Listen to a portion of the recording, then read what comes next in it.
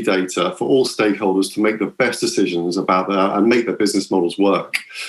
EV charge point operators have ROI dependencies. They need to, and also the remote management is costly, and they need to improve the churn and yield to make that business model work. Cities have outdated regulation. It's an analog process. It's inefficient, and they can't meet up the demands of the EV infrastructure providers who need to roll out this infrastructure. And then you have the drivers who are still being put off from adopting EV because of the range anxiety, or there's a combustion engine vehicle parked over your bay, or just the general hassle of having to try and charge at an inconvenient time. So just to go a little bit deeper into the problem, the outdated regulation in the cities is fundamentally going to block it, as I said. So digitization of this is fundamental before electrification. Just to change one bay in the UK can take 6 months, £5,000, 6 people, and a publication in a local advertisement to tell the local residents. The total cost of all these changes and the management of curbside in the UK is £1 billion alone. From a government perspective, and 90% of that cost is manual labour because of the lack of digitization in the government to manage this solution. So there's a huge opportunity there for us to go in and digitize. So so how do we solve this problem? So we offer an intelligent curbside and smart parking platform. We're making one definitive mobility API that is shared by all stakeholders. And we do that by combining the world's best mapping, IoT from anywhere, and payments and bookings into one homogenized place. And from that, we create an end-to-end solution from one definitive API. So AppyCurb is a software as a service, a truly unique GovTech software as a service that allows cities to manage and monetize their curbside asset like never before. Our UK-wide customers from the public sector are already seeing 83% efficiencies, allowing them to speed up that regulation change management issues that they're faced. Also, they pull in IoT from lots of places and get into heat maps and utilization reports so they can start to improve the supply and demand, dynamic pricing, and help congestion flow. The data that is coming from the authoritative platform is licensed then out as data as a service. And this is a UK-wide map. We have the whole of the UK curbside mapped at granular level. And this data then is sold directly to fleet. We have the largest fleet companies data to optimize their days, and obviously the fleets are turning to EV quicker than consumers. And then we have reseller agreements with the likes of Continental, a large ITS and data and time manufacturer, providing global data sets to vehicle OEMs. So this data will be exposed, as you can see in the middle animation, in head units of vehicles by next year, and will be touching millions of drivers every day who need to park and load. And then the software, again, can help smart car parks turn into mobility hubs.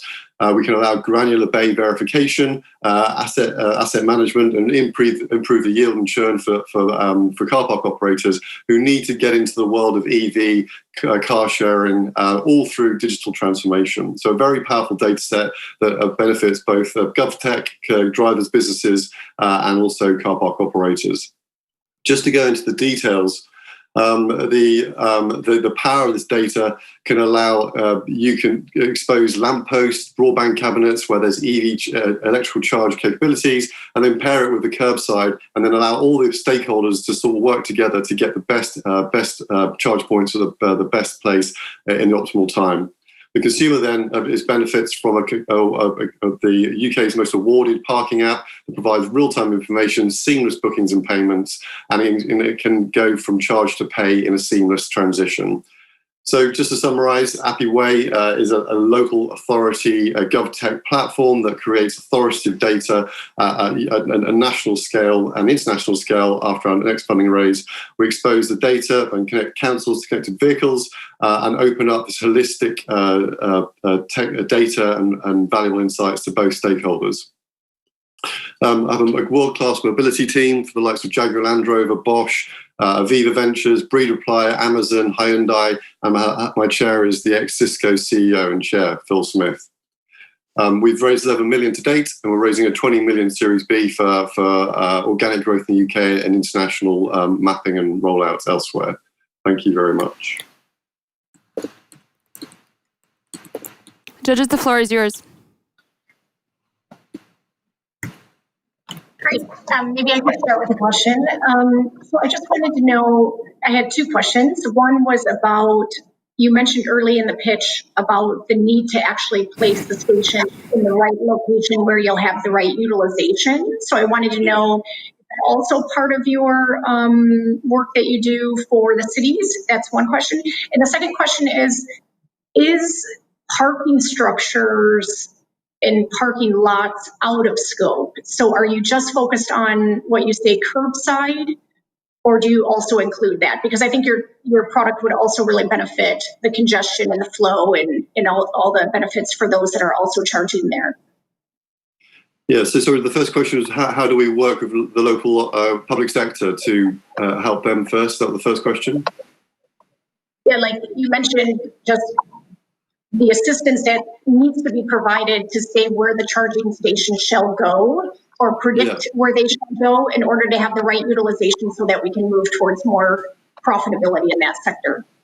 Yeah, exactly. So again, the cities are very sort of data poor. They don't know where the lampposts are. They don't know really where their regulation or parking bays are. So there's a complete mismatch of information. We can consolidate all that. We are an agnostic platform. If the cities don't have any digital records or digital maps, we are already mapping 20 centimetre to 3 centimetre accuracy survey grade maps, creating digital twins. We can then pull out any asset from that extraction, so lampposts, drop curbs, broadband cabinets, to the regulations, to the street signs, and start to work out exactly where the optimal place should be for the local local authority, and then we give them the software to manage that regulation. So that's a sort of a part to allow that information to be shared by all parties. In terms of sort of how we work with off-street, the e-mobility and sustainable transport needs to be a seamless blend between on and off-street. An empty connected autonomous electrical fleet needs to get off the road, otherwise it's just congesting the road. So how do you get it off to be service charged? And our system is a ubiquitous system that allows a digital domain between on and off street. The public and private sector are very, very different worlds, yet the need for the driver or the fleet is the same. So we have the ability, and we work with the likes of Heathrow, Arm, and we're the NHS deploying sensors off street as well. Sorry? And one digital domain. Yes, I did. Thank you.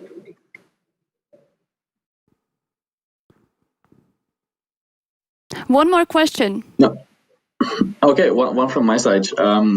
Ben, what is your recipe for overcoming the pretty slow sales process of cities? Yeah, we've been training for 5 years. We have a bulletproof team in terms of they're all sort of either local authority or worked at Capita, very large incumbents. And ultimately, we've gone in on sort of soft sell consultancy basis at first, just to understand what they want, what they need. And then we actually go and give them what they need. It's a kind of a different philosophy. So, and when we land and expand, we have a sort of very affordable, low entry sort of spearhead that gets us in the door, and then we can start to increase the capabilities and cross departments and start them bringing all together into sort of one, using one ledger of truth. So it's there's also the thing that's benefiting us is there's £1.5 billion worth going into EV infrastructure, £2 billion worth going into widening of pavements and cycle lanes, and another £5 billion being deployed in the next 18 months in the UK going into connected autonomous vehicles. And we are highly relevant at all of those points, and the government is fundamentally pushing that in the UK. So we're riding the wave of the sort of the trends being pushed by policy as well. So this is sort of it's not an if, it's when, and it's happening very soon. And usually, how many people do you need to speak to land at least £1 worth of contract? So right now, the mapping tool is a very specific niche person. They hold the keys to the curbside kingdom, but actually you realise there's about 20 people who have to use that asset.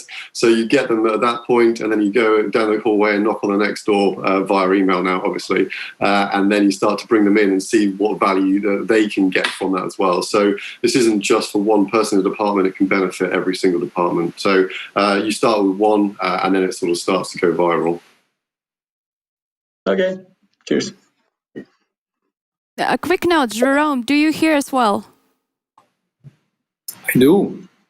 Great. But Excellent. you don't hear me. You? Yeah, No, we hear you. we do. So go ahead with your questions further on. So we can see you and we can hear you. Wonderful. Great. Just making sure everything is okay. All right. So thank you, Dan, for your pitch. So we are moving on to the third startup, and the third startup comes from Israel, and it will be represented by their business development VP, Adam Simkin, by a name of Autofleet. So Adam, your time starts now. Thanks. Hey, everybody. Hopefully you can see, and hopefully you'll tell me if you can't hear me or see me. Otherwise, I'm going to talk to myself for the next 5 minutes. So actually, I'd like to start talking about the energy market before we think about mobility. So if we look at the value delivery chain of energy, what happens is infrastructure is very expensive. And so we have shared infrastructure that multiple suppliers or retailers use to actually provide to the end consumer. This makes sense because we need economies of scale. We need to leverage that shared infrastructure to make these networks efficient.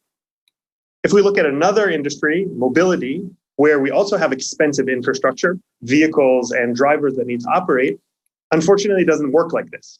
We have many different providers, Uber, Lyft, in one market who are working with sometimes the same drivers, different drivers, and they're not actually able to achieve economies of scale.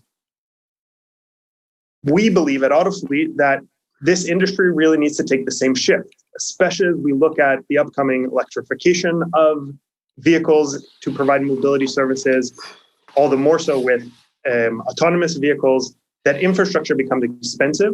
So for mobility services to be offered efficiently, we need to have large-scale shared fleets that any demand source can tap into to provide services to the end customer. Now, there's a question of who will own and operate those shared fleets.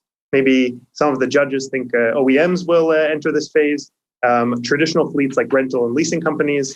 And at Autofleet, what we see as an additional benefit for traditional fleets to start taking advantage of this opportunity is that they can even do this within their existing business models. This is from one of our customers, what you see on the screen, who is operating a car sharing service in South America. And on the left, you see the demand for that car sharing service. On the right, you see the demand for ride hailing in the same city. So you can see that if we're trying to leverage those assets and make them as well utilized as possible, these demand curves actually complement each other perfectly. So we can take one fleet, one shared pool of assets, and connect it to any operational business model to serve any mobility demand, maximizing utilization, and providing more sustainable mobility for end customers. So this is our mission at Autofleet. We've created a platform of software for fleet optimization that we call a vehicle as a service layer that allows large vehicle fleets to optimize existing operations and launch new on-demand business models. And how we actually do this specifically is 3 main product solutions today. We have a simulator that allows fleets to plan and optimize services before they put a single vehicle on the road. We have a vehicle as a service solution that allows for the optimization of existing business models, allowing rental, car sharing, leasing operators to automate fleet logistics, to predict demand and rebalance their vehicles to balance supply and demand. And then finally, with our ride as a service solution, we allow those same fleets to launch on-demand ride and delivery and logistics services from the same pool of assets. All of this is offered through one platform, so we're able to really be a partner for fleets wherever they are in that transitional process of optimizing existing operations or launching new forward-thinking mobility business models. And just to highlight what we see and how we're able to help fleets do this, with our ride and vehicle simulator, for example, we see a huge demand for fleets looking at electrification. How can they confront this strategy and do so successfully? We're able to very quickly take their existing operation and show them a what-if scenario. What charging infrastructure do they need? How will this impact their revenues? And help them take that next step forward. Another way that we've become essential for fleets, especially during and post-COVID-19, is to help fleets looking at unutilized vehicles to leverage them for new business operations. Some of the large rental companies we work with have overnight launched large delivery operations through the platform. And this again just shows how Autofleet is able to be that partner to help fleets wherever they are in that process. What we provide in the platform is really the complete end-to-end solution, including multiple levels of optimization, a control center for tracking and managing the fleet, an app to send all of the tasks and orders directly to the driver, and integration so that we can connect seamlessly into the existing operations of our fleet partners. Today, the platform is deployed in over 10 countries, very widely deployed in the US with thousands of vehicles already in operation. And we're working with some of the largest mobility operators in the world, including Avis Budget Group, Zipcar, public transport operators like Keolis. And we've been able to focus very primarily on working with these large operators to help them in their transition. And this has been our goal at Autofleet, to be that partner for fleets as they prepare for the mobility of the future. Thank you. Thank you. Thank you, Adam. So now we're moving to the judge questions. Yeah. Adam, maybe what is the go-to-market here? Because I mean, you're talking about the Avises of this world, but they're struggling. They're in deep trouble. So, is this your first market, or do you have others, and in which order? We look at speaking to any asset-heavy fleet operator there is. That could be rental leasing companies, car-sharing operators, and what's successful is exactly the diversity and completeness of this. Some of our rental partners, who are the largest rental companies in the world, during COVID-19, they saw their rental demand be erased. They stopped using Autofleet to rebalance their rental vehicles in that case, but immediately the next day started using Autofleet to really a lifeline to optimize new businesses such as delivery and logistics. This is what we've really seen. For us, we heavy operators are always going to have uncertain mobility demand. And COVID-19 is just an extreme example of that. But our vision and goal with the platform at Autofleet is to always be that partner that helps them react to that market situation. And that's exactly what we've done with those fleets. I have a question around what sort of data do you use for those fleets? So do they require some sort of data collection system to be put in place before you work with them, or do you also support them in that? Do you have data collection from vehicles in the fleet, or how do you manage that? One of our most important strategies, especially working with the type of fleets we work with, is being able to be very flexible in that extent. So we are 100% agnostic to the hardware requirements or telematics that are in place. We often integrate to the existing solutions that they have to be able to leverage that vehicle to track vehicle locations and status. But we're also able to take the basic information we need, especially for on-demand operations like ride services or delivery services, just from the mobile app of the driver. So that look agile and lean as just an out-of-the-box mobile app with data connection, or something more deeply integrating to the core system than fleet elements that already exist. Hey, Adam, I had a question for you. Due to the COVID-19 situation, we've seen actually some dip in ride sharing and car sharing and things like that as we all sort of adjust to our new mobility patterns. But one place where it's exponentially grown is in the logistics sector. And so we're talking to a lot of logistic end customers, and we in solutions for that market, and they also have this need to kind of be able to go up and down with the vehicles that they have to accommodate this uncertainty also in where we're going to end up with the logistics growth due to COVID. And so I'm wondering if you're also thinking about that segment as well, and also the need for kind of different vehicles within their fleet, but different vehicles at a different utilization. Absolutely. And I think the most important point that you alluded to is that always existed. Logistics demand, especially even in a pre-COVID world, was something that was extremely volatile.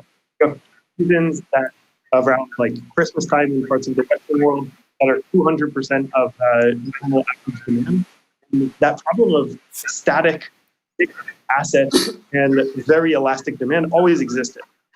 And this is exactly what we're trying to accomplish, is take those, on the other side of the equation, the static assets of fleets, enable them to be much more elastic in providing for any mobility demand. Rental demand drops off in wintertime because there's lower tourism demand. They have available vehicles, and they've always had available vehicles. We can leverage those to power logistics to reach that holiday rush. COVID-19 has been kind of a crazy microcosm to show how true that is, but that's exactly the thing we have. How can we put those asset-heavy static fleets, essentially turn them into elastic mobility provider through an optimization? Perfect. Thank you. Great. And Adam, one day. No, Yes, go ahead. Go ahead, Real go ahead. quick one. We have time for that. one very brief one from my side, because you're talking the whole time about car sharing and ride hailing. Have you thought about some other longer term car rental business models or classical car rental? What kind of products do you have in the pipeline? Absolutely. We've seen especially for long-term car rental and leasing as well, one of the core challenges is their internal logistics. These are traditional companies with traditional processes, and the capability to actually increase the amount of downtime that a vehicle experiences during its main life, increase utilization through automated service, automated workflow task management, and better supply demand management through demand of where vehicles are needed and allocating to those locations is a service that we see in very high demand.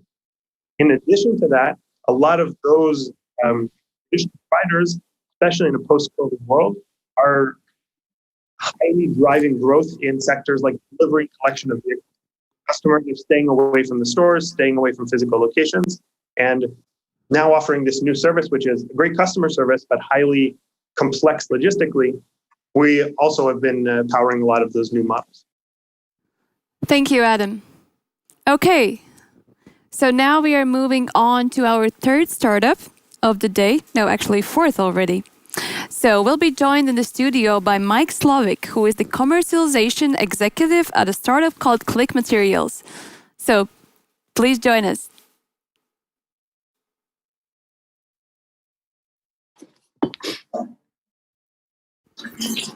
Yes. Hi, Mike. Oh, great.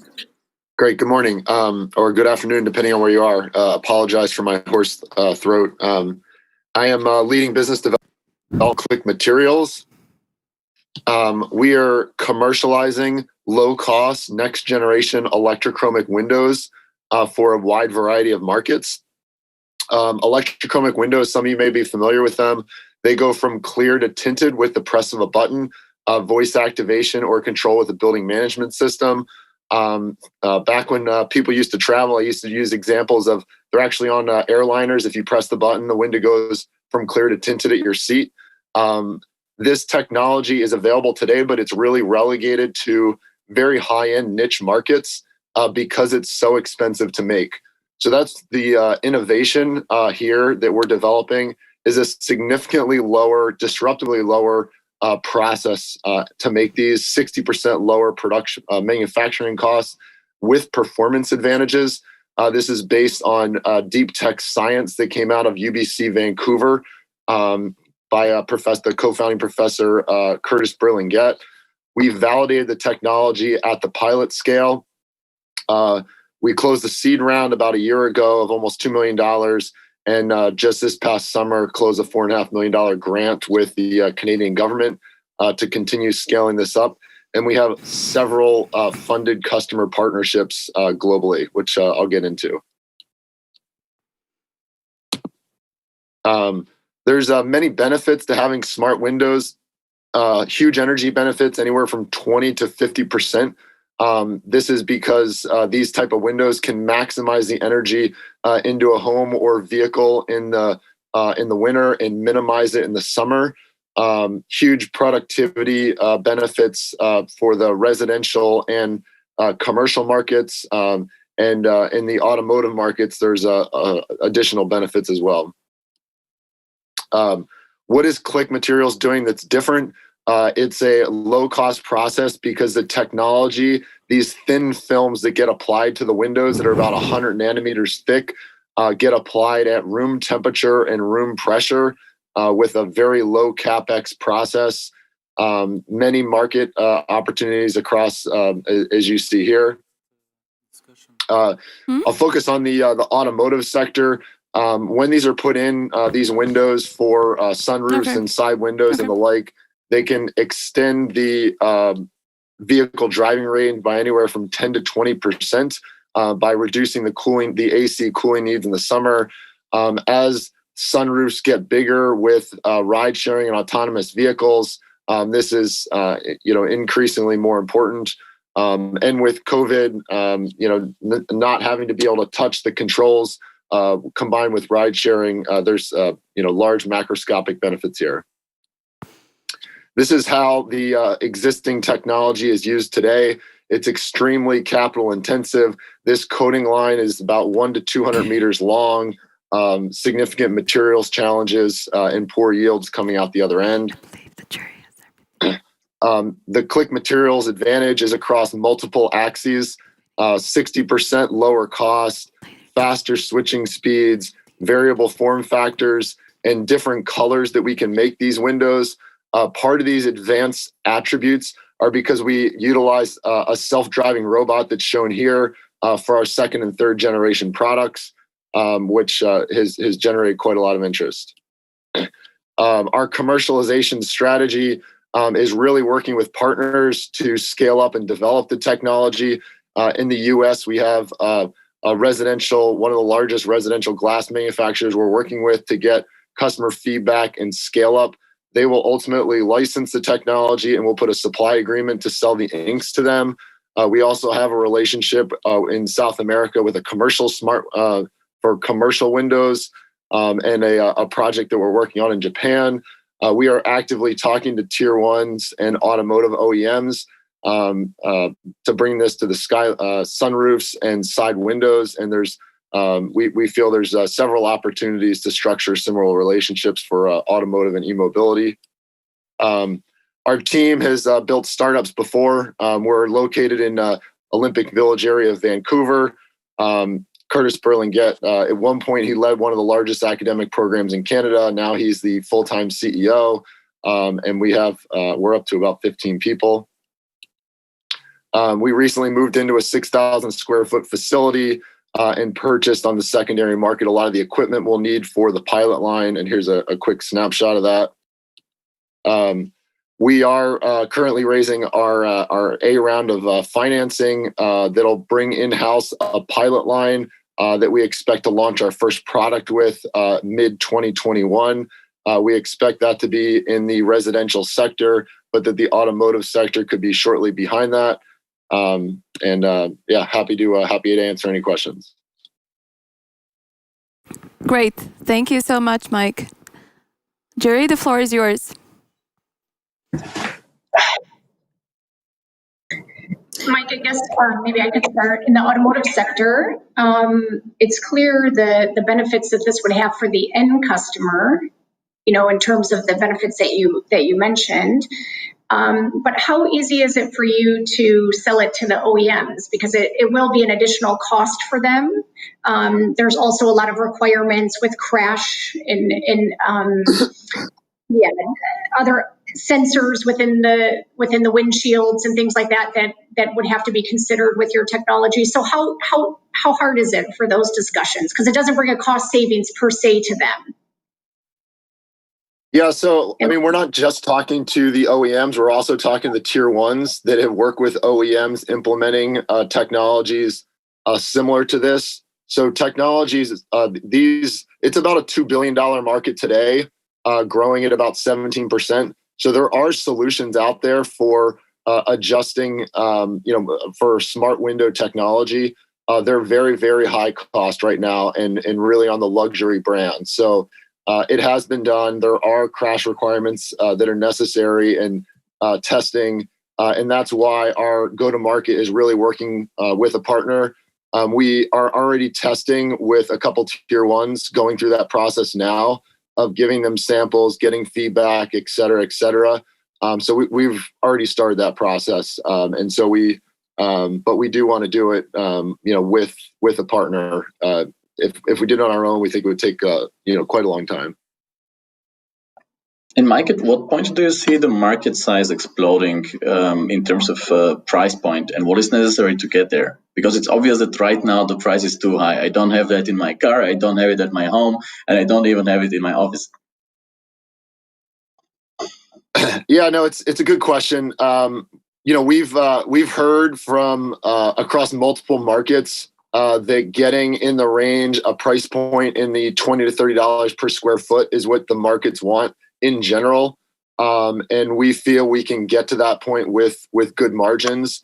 Our process is completely different. As you saw from the capital intensive nature of how it's done today, they deposit atom by atom these thin layers.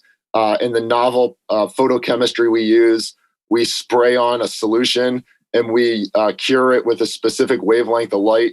It's very elegant how we make these 100 nanometer thick layers, very homogeneous, very consistent.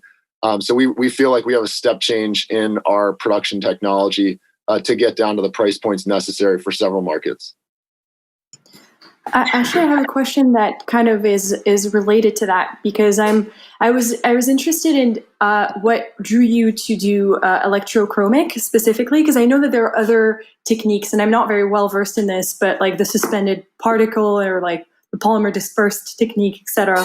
And it was my understanding that the electrochromic was actually more on the high end side of the spectrum, where it had less use cases. But you mentioned that part of your patented technology was that you were able to lower that cost. But is it lower than the other techniques of smart glass as well?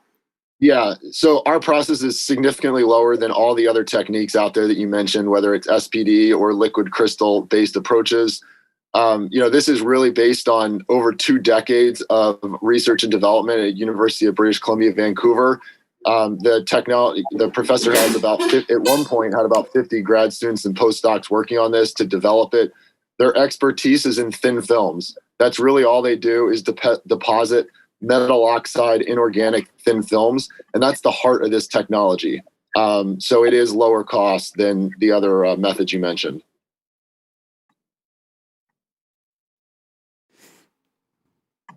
Mike, when you plan to go into the market here, do you want to also do the manufacturing and do the process, or are you thinking of more of like a licensing model or something else? Because it's also quite a lot of capex to set all that up, right? Yeah, no, really good question. So we're going to prove the technology with a pilot plant in-house in Vancouver. We'll launch our first product from that. In the residential sector, the partner we have in North America, they want to, we're going to set them up with a license and supply agreement at their facility. So we will have a licensing component to our business model, but we also think there's market verticals where we can manufacture these windows. So we expect it to be a mix, and getting initial revenue from the licensing followed on a second plant, perhaps being one that we run in the Vancouver area. Okay, thank you. Thank you, Mike, and good luck with your company.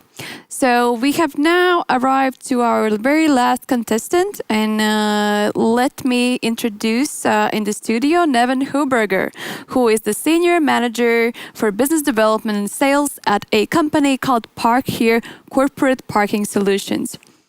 Neven, are you with us? Yes, you are. Hello, and go ahead. Hi, everybody. Okay, I hope you can hear me. Sound is good? Yes. Well, thank you very much for the final invitation and everything. So Park Here for more sustainable mobility and less traffic. So this is a thing what we want to do, and let me just show you what can be done. If you take a look at the city at 11 o'clock, no matter what city, as example, Düsseldorf, mostly there's nothing. There not so much traffic. It's the infrastructure is not overloaded. So apart from the rush hour, there's not an overload in infrastructure. But if you take a look at the rush hour at 7 or at 5, mostly every infrastructure is overloaded. So 3.5 billion employees are commuting every day. Those are the commuters. They're commuting in Munich, in Frankfurt, in Berlin, and even the public transport is overloaded. And what the problem with this is that the daily commute does all the overloading of the infrastructure, but also this daily commute is dominated by cars. 68% of the daily commute is done by cars, for example, in Germany. So there's definitely a problem. We have to get this down, but we also see a huge opportunity in this because everybody who is parking could, or let's say even should be charging. And where are those people parking in the end? Those people, and there lies the solutions, are parking within their corporates, on the corporate parking spaces. And what most people don't realize, that corporates with their billions of employees are the largest provider of parking spaces. And with a 12-fold increase, so 12 times more parking spaces are owned and operated by corporates than public operators, their impact on urban mobility, especially e-mobility, is huge. So what can Parkhere do with this? Well, Parkhere already provides a smart parking system for thousands of employees already today. And how does our solution then look like? Parkhere has developed a smart parking platform, which tries to enable real estate companies and corporate managers to run their parking fully automated with maximum efficiency, and furthermore, turn those spaces, those resources in mobility hubs for the future. So we start with smart parking and we integrate different parts of smart mobility, like electric mobility. We optimize this, carpooling, micro-mobility, and even car sharing. And how can we do this? How can we manage such a huge platform? Because we are connected with a huge amount of partners who support us there. Parkhere, with their solution, is already good situated on the market. We are already a grown company. We are grown up with over 40 customers, found in 2015. And we have a strong team of 43 employees with an overall investment of 3.4 million euros and our turnover we already generate. So the corporate parking market with a total addressable market is huge. And with our Series B, which is coming up, we want to conquer the international markets with a two sales channel strategy. We have two target customers. We have the corporates, where we already improve employee parking and mobility already today. And on the other side, we see the potential to scale with office real estate investors and asset managers, where we can scale the platform and establish parking and mobility hubs for the smart buildings of tomorrow. And the corporates already need this solution today, and especially in Corona times, the needs for home office and a plannable parking infrastructure have even risen now today.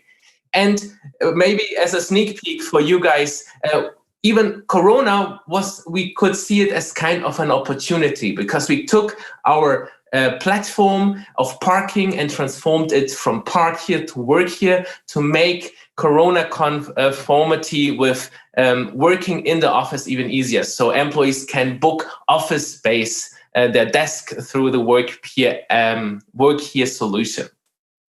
And in the PropTech field, we have already been awarded with different PropTech Innovation Awards. That's how we see ourselves as as a technology company to make technology for the smart building of the future.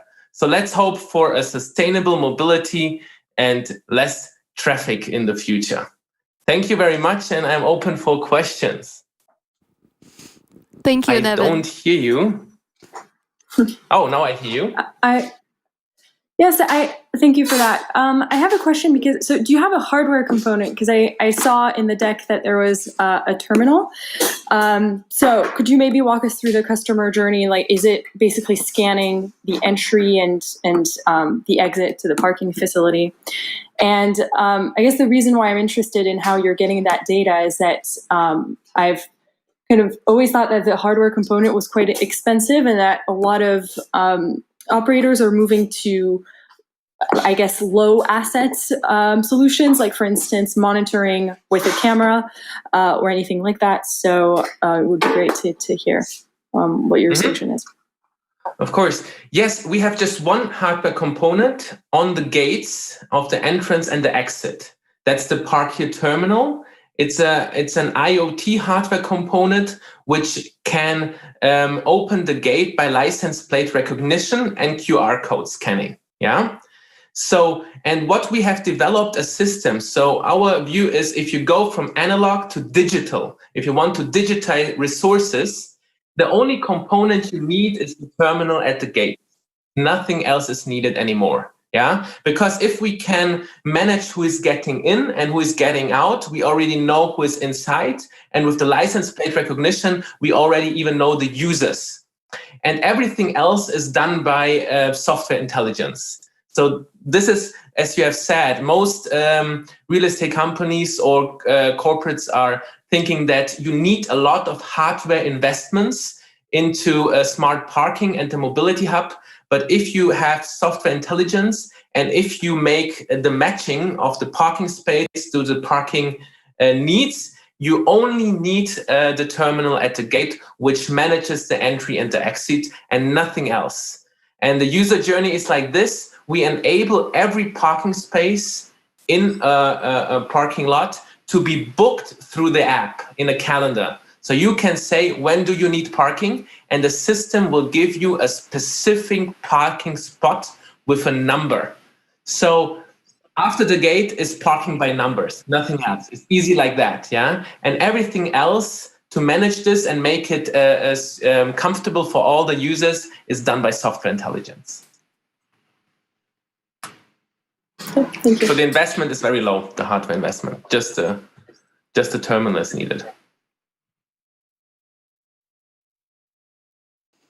Great. We have. Your question? Yes, go ahead. Yeah, maybe can you tell us about your moats? How do you define your position in the market? How, as a company? What your competitive advantages. Competitive advantages. Yes. So we see us as a technology company, and we are very much focused in developing the software and the hardware in-house for the smart building. So this is one of our competitive advantages because we see that you need to have the intelligence for software and hardware development and the possibility. But we see a lot of companies in this field which try to do this just by software. And we think there is one essential part of hardware at the gate, the terminal, which has to be hardware, and you cannot get rid of this in the future. Yeah, you need some hardware at the terminal, and I would say, compared to the other market, we can combine the hardware and the software and make it fit together because it comes from us, and we can develop the hardware in-house. So I would say this is a competitive advantage to other solutions which just rely on software, or other solutions which just rely on hardware, a heavy use of hardware and no software at all. We can combine those worlds. I would have Jennifer here. One thing that we've seen in Europe is, with the OEMs especially, they want to provide this kind of solution to their end customer, right? They want to have parking and charging as well, but no longer a pain point. And I just wanted to know, kind of what's your traction there with those discussions? Because it even went so far as with some of the OEMs, they would install the RFID chip right on the vehicle for that particular solution, so that all the customer had to do was just register for the solution, then your payment comes automatically, just to really make it seamless. And I was just wondering, what's your approach with those OEMs? Mm-hmm. Yes, we're in the talks with OEMs, especially as a mobility offer to the end customer, like VIP customers. And what we see is that from the technology standpoint, license plate recognition is somehow the future because you need hardware just on one end, just at the parking facility, and most cars have a license plate, or let's say all, So from the technology standpoint, the only hardware should be at the gate, nothing in the car. But about the car, when we talk with the OEMs, it is that right now we provide an app for the parking person, for the person who is parking.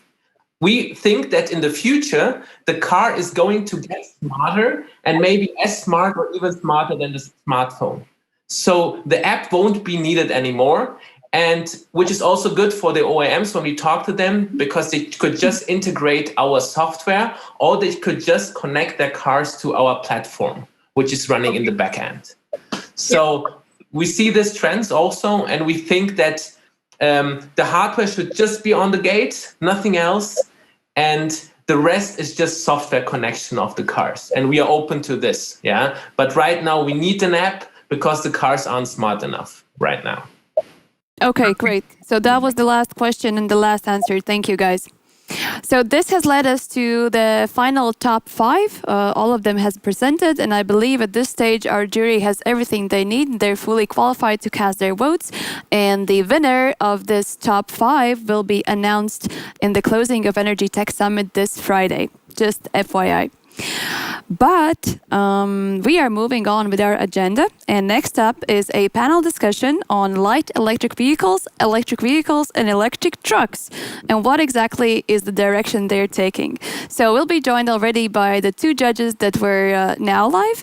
So Jennifer Dunks and Jerome Whitmer will be also joining our stage for the discussion, and they will be accompanied with by Sebastian Peck, Managing Director at InMotion Ventures, as well as Thomas Kemptis, who is the partner at Contrarian Ventures and will lead the conversation. Folks, join us on the virtual stage, please.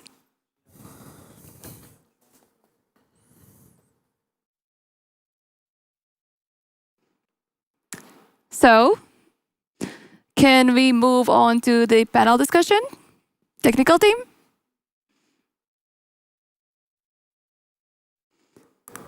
Okay, Thomas, I have you here, right? Yeah, you do. Let me start to think before we see the video coming up the screen. Yeah, probably a quick intro of what to expect from the discussion, right? Yeah, absolutely. First of all, unfortunately, because of the 30-minute delay, we've lost Atanas from BMW i Ventures, but we still got a super strong, impressive, energetic team of Sebastian, Jerome, and Jennifer.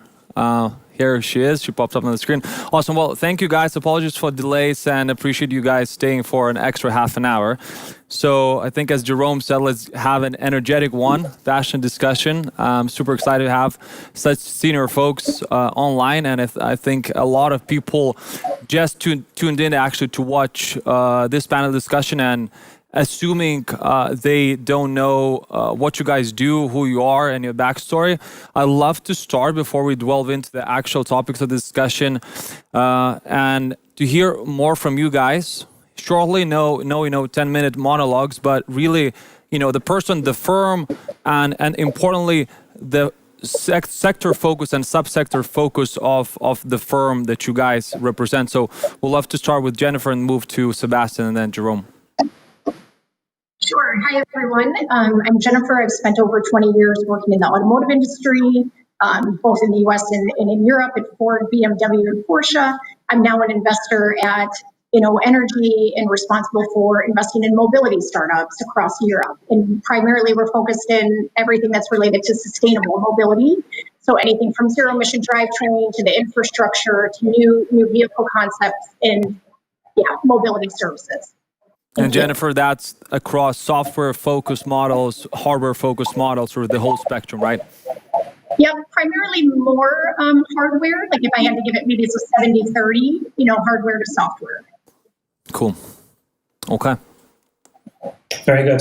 Sebastian Peck, Managing Director of InMotion Ventures. We are Jaguar Land Rover's venture capital arm. We are a leading early stage investor, primarily focused on seed A, B rounds. We invest across ACES, so autonomous, connected, electrified, and shared mobility. We also look quite often at sort of adjacent businesses and and industries, financial services, insurance, and the whole sort of digital customer experience. More recently, of course, COVID driven, anything around contactless customer interactions. Cool. Thank you. Jerome. Hi, I'm Jerome Winterer. I'm one of the 4 founding partners of Excellent Capital. We're based in Boston. Well, I've had a passion for tech since my early childhood. First personal computers, started coding at 12, starting investing at 18. So I've been investing now for 30 years across so many tech waves. I can't even recall all of them, but satellite and hardware, flash memory, satellite, TV post-production, all these kinds of things. But I mean, a number as well, launched telecom operator, sold it to Orange, did many other things. These days, I look a lot at digital health, energy, climate. I keep an eye on French science and stuff. I have invested in micromobility, and we're a proud investor in DOT. So our global fund invests in unicorn potential companies that are addressing United Nations SDGs. We don't really do sectors. We do investments that matter, that have a sort of a higher purpose. We covered Europe, US, Israel, and we deployed from 500,000 euros to $1 million as initial ticket for pre-Series A, and from 2 to 3 million all the way to 5 in firms generating in excess of 2 to 3 million in revenue. And Jerome, very quickly, I've been reading your website, and there's massive transformative purpose coming up a lot. What's the idea behind it? And maybe even starting about our panel, how do you apply it in the mobility? Well, I mean, it's all in the words, right? Massive means we want to impact the lives of millions of people. And transformative meaning that we have to back a technology that is going to change the status quo in a very meaningful way. And purpose is the United Nations SDGs. We want the firms to make things change and be an actor of change, and we want to support these. That's what we do, and that's why the massive transformative purpose is so important. Okay. Yeah. Cool, clear. Look, guys, so bunch of stuff to cover. Such a senior group of folks here with me. Not much time, but look, I want to start with the electric vehicles. I think I'm gonna point to Sebastian first, given the GLR backing. Everyone knows COVID started. New car sales went down dramatically. On a sort of good side was that electric vehicle sales, as I read on one of the posts by Jennifer, actually, that she shared, Q2 numbers for EV sales went from, as a total sales went to 7.2% from something like 2.4. So, triple increase in the electric vehicle sales. Sebastian, where do you see this trajectory going as we sort of at some point hopefully slowly come out of the pandemic and it sort of get back to norm? Do you think we're gonna get back to norm, or those numbers will represent the future than what we had in Q2? Sure. Let me maybe unpick these numbers a little bit. From a UK perspective, we've seen about 175% increase in EV sales, a year to date compared to last year. So battery electric vehicles have performed very, very strongly. But we also see a second trend, which is, if you cast the net a little bit wider and you look at hybrid cars, those have also grown very, very strongly indeed, and in some cases actually outperformed electric vehicles. So we clearly see a trend. If you look at the total market, hybrids and BEV now represent about 23% of the market. Diesel has obviously dramatically declined in the UK. Diesel sales represented around 17% of the entire market. The biggest chunk of the market remains petrol, but clearly BEV and hybrid, including mild hybrid. So these are vehicles where the electric motor isn't in and of itself able to propel the vehicle forward, but they use kinetic energy and other mechanisms to make use of an element of electric power to drive the vehicle forward, and there are some energy savings there. If you take the market, you clearly see momentum that people make choices, consumer make choices, that are more in line with where the industry as a whole wants and needs to go. I think the automotive industry can't really sort of look back. It has to look forward. We have a regulatory framework in place in the EU, which makes it imperative for emissions to be dramatically reduced. That automatically means that you will have to increase the share of electric vehicles in your fleet mix. But I think what's more important, and for me, this is sort of really where the industry needs to look next, is to look at the entire value chain that underpins the electric vehicle. From the sourcing of raw materials, battery manufacturing, all the way to from the supply chain to the finished product. And I think looking at the ecological performance is going to be absolutely key. And we see some really, really interesting companies, like Circular, for example, in the UK, who provide, for example, supply chain tracking to help companies understand and create a level of transparency in the supply chain in order to really point consumers towards making the most responsible choices. Because ultimately, and you see this, with brands, like Volvo and others, Patagonia, people like purpose-driven, clearly positioned brands, they associate with and that reflect their personal values. And, the car industry, has to make sure that its product is capable of capturing that imagination that consumers clearly have when it comes to making that choice. Maybe I could just add on there too, because I think you also asked the question, what's going to happen after COVID? Is this just sort of an increase now? It's something's going to slide back?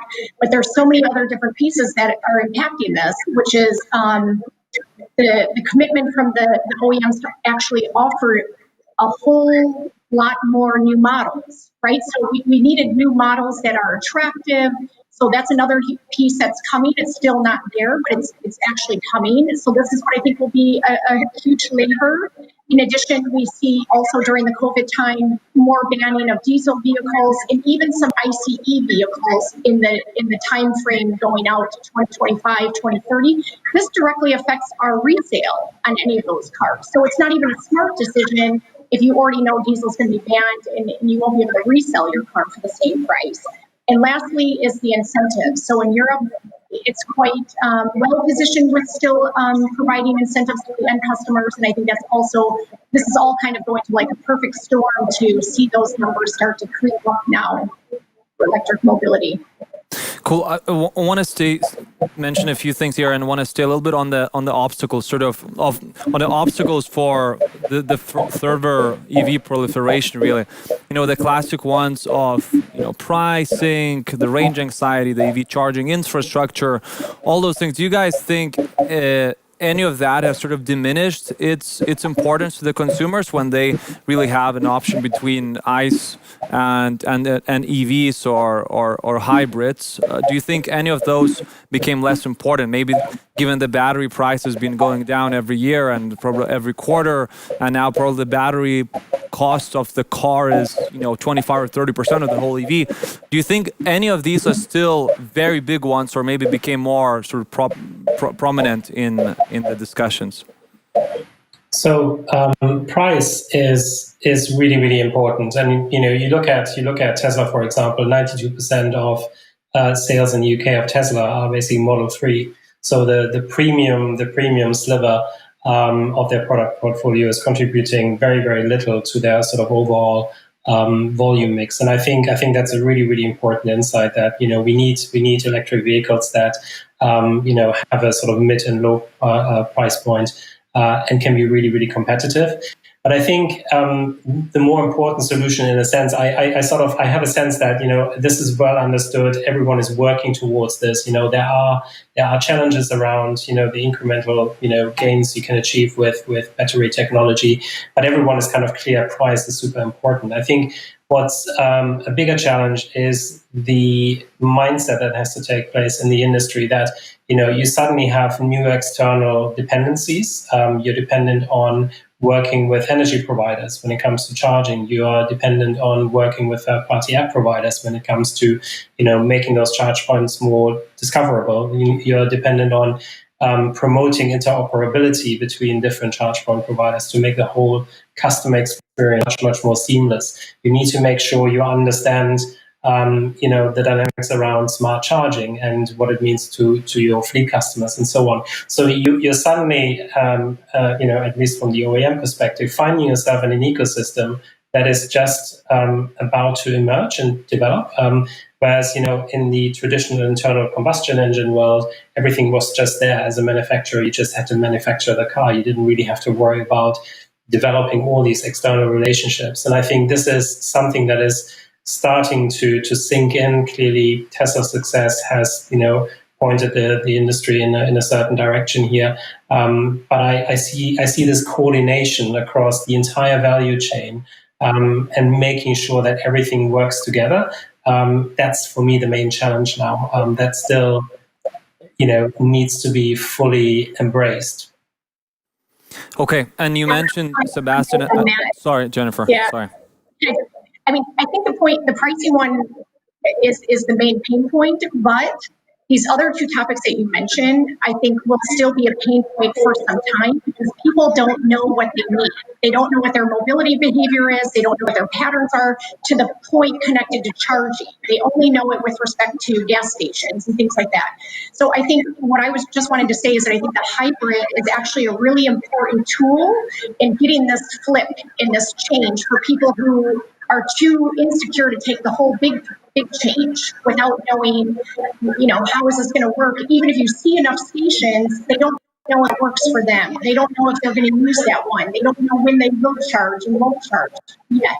So I see also for markets like the US, the hybrid being really important in those to just kind of bring that barrier down on those other questions. If I can briefly just respond to that, I think one important driver here, and this, from an investment perspective, this is one of the most important sort of areas we are focusing on, certainly for the next 2 or 3 years, is vehicle connectivity and vehicle data and understanding driving behavior and driving patterns and translating that into actionable insight for consumers. So understanding what vehicle do you actually need? How many miles do you really travel? Is an EV actually the right choice for you, or do you need some sort of is a hybrid maybe a better choice? Where and when to charge? And I think weaving that into a really, really neat interface that consumers can easily deal with in order to make sure that they can use the product in the most seamless fashion is absolutely critical, and there's still some distance to travel there. Maybe can I ask questions as well, if you don't mind? What do you think about the secondary market? Because it's obviously for any consumer out there, you're buying something that's pretty expensive, and especially going forward, at scale and the mass market now in the next 5 years. We're talking about a massive potential secondary market in the next 10 years. So how do you bridge the gap between total unknown as to, what is the value of these EVs? I'm not talking necessarily about the hybrids going forward. And how do you get to a secondary market that is liquid, for which there is an understanding of what the price points are? Mm-hmm. I think there is clearly a lot of analysis being performed to understand residual values, and we do know that for example, large financing providers still have or experience some challenges around really determining residual values with some precision. What we do know anecdotally is that battery degradation very often is better in the sense that the lifespan is longer and the charging cycles they can go through are more than what was initially expected. So those residual values tend to be a little bit better than originally expected. That said, I think you will need to collect far more data. We're still talking about relatively small samples. A lot of models that are out on the roads have been out on the roads for a few years. I mean, the Tesla Model 3, for example, launched in Q2 2019, the I-Pace at the end of 2018. So you have a couple of years, 2 or 3 years, and you do need to give that industry a little bit of time, and the data needs to be collated to make sure that you get to the bottom of it. So in the moment, I think there's still of a margin of safety priced into residual values. When it comes to how banks and others who finance these cars think about these things.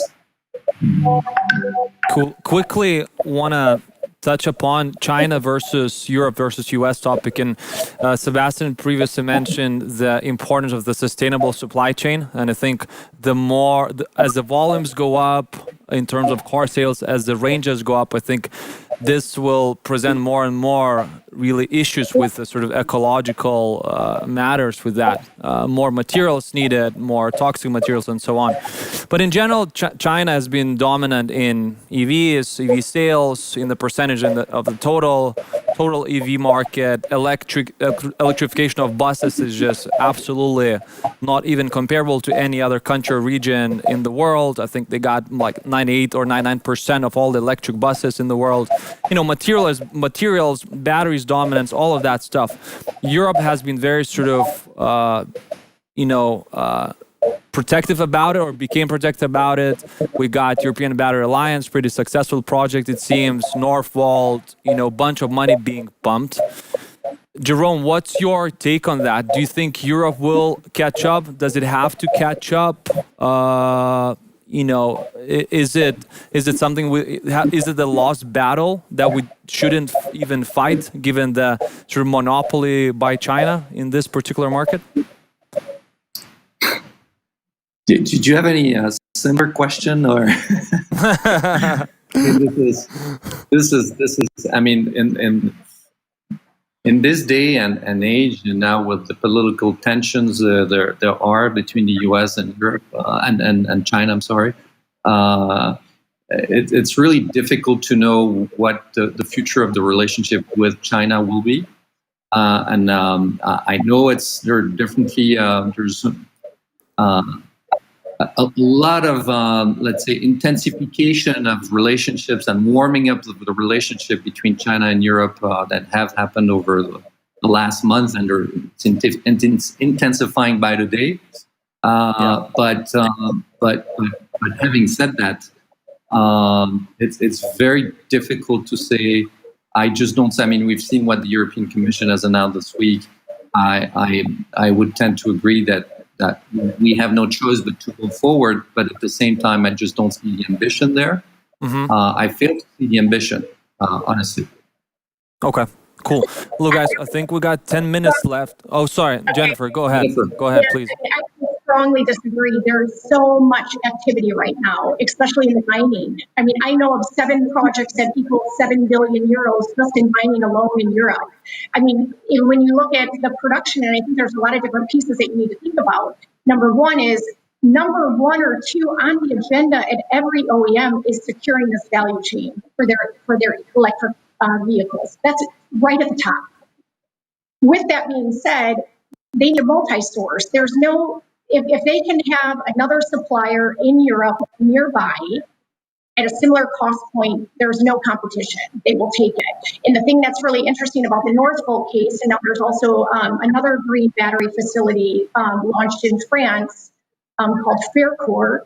When you, like with the Northvolt case, run those production facilities with renewable energy, you're actually at the same cost or below what you are in China, and you're doing it now in a green production, CO2 neutral production, which is going to have another huge benefit for these OEMs, because they're being pushed more and more to make sure that all the way down the supply chain, your CO2 footprint is at zero.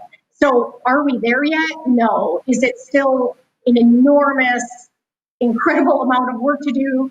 Yes. But I think the right things are at least moving on the ground. And for the European Union or Europe in general, you see what a huge impact this has on the GDP. So, I mean, why would we just say, hey, what you said right at the beginning, Thomas, that 30% of the cars, the battery, and the associated value chain, why would we just say, well, the race is over, take that huge, huge piece of potential revenue? So I'm definitely hopeful, but I respect Jerome and those thoughts to say it's done or we succeeded. No, but I'm quite hopeful.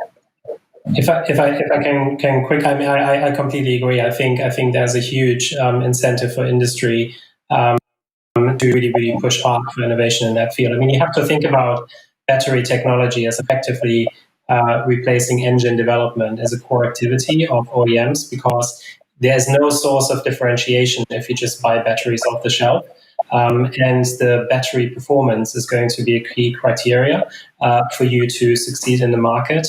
And so, there's a massive incentive to really think about your EV supply chain in much more integrated ways, vertically integrated ways. And I do also see that there will be very significant consortia that will form industry consortia in order to make sure, especially the European automotive industry, really gets ahead of the curve in terms of, battery technology. So I think personally, this is going to be a massive area for investment, for industrial policy, as well as for concerted efforts among the main industry players to really get a leg up and ensure that there's competitive advantage there. Okay. Given the amount of time remaining, I'll have to skip our discussion on heavy-duty trucks, but just one super easy question on that. I'll go for Sebastian. Is Nikola the real deal? I couldn't possibly comment on what's that. I think the let me say the sort of cosmetics currently don't look good with the SEC investigation under the way, and obviously the Nikola founder having stepped back. I think it's an interesting case because if you look at it from a startup perspective and an entrepreneurial perspective, showmanship and creating a level of hype is part of the game, and I think everyone understands this. It's you have to toe a certain line. You have to be really, really careful. You don't step across certain boundaries. There has to be ultimately substance to back up what you're doing. And you look at Elon Musk. You can certainly, he hasn't got a very good track record of his announcements sort of making it into production on time. So I guess there's a sort of gray area that entrepreneurs exploit because they obviously want to make sure they get heard and attract funding. That said, we've had Theranos, we've had other cases where people have clearly crossed the line, and I can only hope this is not one of those instances, because I think it would do a great disservice to this industry. Yeah, cool. I want to move to the micromobility. And Jerome, question to you. Over the pandemic, I think it was a record kilometers of newly sort of painted streets, or really the lines painted that converted the streets to bike lanes. I think I read a few months ago it was more than 1,000 kilometers in Milan, London, Paris, all over the place. And a lot of interest, especially by investors in electric bike companies like Money Move raised 40 million from top investors that maybe weren't necessarily looking at the micromobility market that much before. Do you think this is sustainable change that will really last, and will you see more sort of proliferation of micromobility, e-scooters, electric bikes, push bikes, you name it, and other business models like ride-sharing, on-demand mobility that will gonna push the individual ownership of the car from the streets? Or again, as my previous question, is it sort of more of a pandemic type of adjustment? No, I think this is a secular trend indeed. I mean, you look at the different drivers of growth. And I think what consumers are saying when they take all these e-scooters and bikes and other, by the way, any alternative solutions there are with shared cars as well, there is a huge appetite for a variety of solutions in the city, and there is a variety of demand for carbon neutral solutions. And now, what your question may suggest is that, okay, now there is demand also because people want to stay away from public transportation because they want to avoid contamination, right? So that's indeed a question. But does it affect the long-term prospect of this sector? I don't think so. There will be a huge growth, and there's going to be maybe a little. But let's remember one thing: this is one of the largest markets in the world. This is bigger than food delivery. People are not eating. They're not ordering food every day, but they do take transportation pretty much every single day. Right. I think Sebastian would agree. I think their investment thesis or the places where they invest in anything that moves people around. So that encompasses a lot of things. No, I think I'm definitely very long on micro-mobility. I'm also very long on, bikes in particular. I think e-bikes, we like companies like VanMoof. We like companies like TIA. I think there's some really, really interesting businesses out there who are doing marvelous things. The one thing I think I would say is cities have to, really make sure they get their act together. I think, the attitude I sometimes see, and I have to call out London in particular, to sort of think, well, we only have so much we can do. There's an existing infrastructure, and you have to sort of live with what's already there. You have to be more ambitious as a city. I think if you look at cities like Amsterdam, where it's super easy to move around with a bike, if you look at cities like Copenhagen, cities who are simply not offering that level of convenience, of security to other modes of transportation, really have to make sure they level up. And for me, this is an area where policymakers, central governments really need to make sure they support communities, they support cities to basically create the conditions for micromobility services to really thrive. There's absolutely no point of using your car if you do a trip to Waitrose or a supermarket that's 3 miles away or 2 miles away. There are better ways to do that. And I think you need to make sure that people feel they can do this safely. And they can do it in a way that is accessible for everyone as well, not just for someone who's sitting on their race bike 3 days a week. Cool. And I'll actually, as we're running out of time, I'll ask Jennifer to sort of maybe some closing thoughts on what mobility investors, to which subsectors of the mobility industry should VCs really put their money at, which maybe not only from the sort of financial returns perspective, but really what's very important, what's underfunded, and what can really change the way people move, their behavior, and really have an impact on sustainability. Yeah, maybe I would just pick up kind of where Sebastian left off, because where you kind of left off with this micromobility topic. I mean, where we need more innovations and investments is also around the operations. So whenever it comes to anything shared, we need more solutions that are aggregating this stuff, right? So aggregating the charging infrastructure, whether it's like at least in Europe and in Germany, we're already moving to the swappable, exchangeable battery packs. We need all of this to be able to go across different providers, so that and also for the end customer. But the operations piece right now makes this entire thing not profitable. And until we get there, and we also actually need some better vehicles. So whether it's serviceability of the vehicles, et cetera, I would say we need. Yeah, you want to say something, Jerome? Jennifer, our company is actually profitable in all of the cities that are active today. So they're unique. I'll grant you that. It's structurally loss making, but there is a way to do it. I'm meeting Dot actually on October 6th, by the way. But I think what the point is that the thing is that you can be. It's not that everybody's unprofitable everywhere, right? But it's like you have to get the right unit economics and utilization in the different cities, and that's not so easy. But I think all those different pieces, because at the end, if you're just scaling kind of aimlessly, you won't have a positive number at the end. So it's just.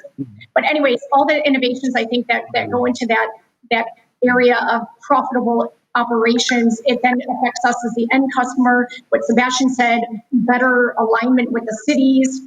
That's not somewhere where you directly would invest as a VC, but I do think there's just more along. One other point with the micromobility and kind of what Jerome said. Today, the solutions that we have, and we need a variety of solutions, it's not even covering all the use cases. So even today, a kickboard scooter, we're missing half the population, or half the use cases, sorry for that. But so we need to a little bit more as well. If we're going to offer those solutions to get rid of your car, then we really need solutions that can go across the different use cases besides just leisure or commuting. Super, guys.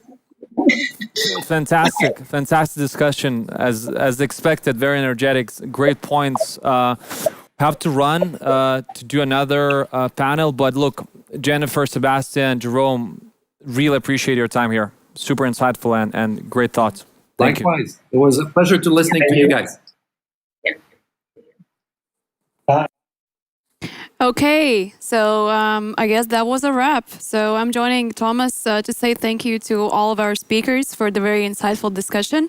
It was indeed energetic. And yes, so we have some audience votes coming in as well. So apparently our audience thinks that the most exciting country in terms of mobility electrification is no one else than Norway. Well, taking Norway's reputation, it's not a surprise neither to me nor to you probably. But now we are moving along with our agenda, and next up is, drumroll, break. So finally we're heading into a quick break of 20 minutes and use this time to probably go off of your screens this time and then come back in 20 minutes because we are going to continue with our next agendas part, which is going to be focused on hydrogen. So I'll see you soon, guys.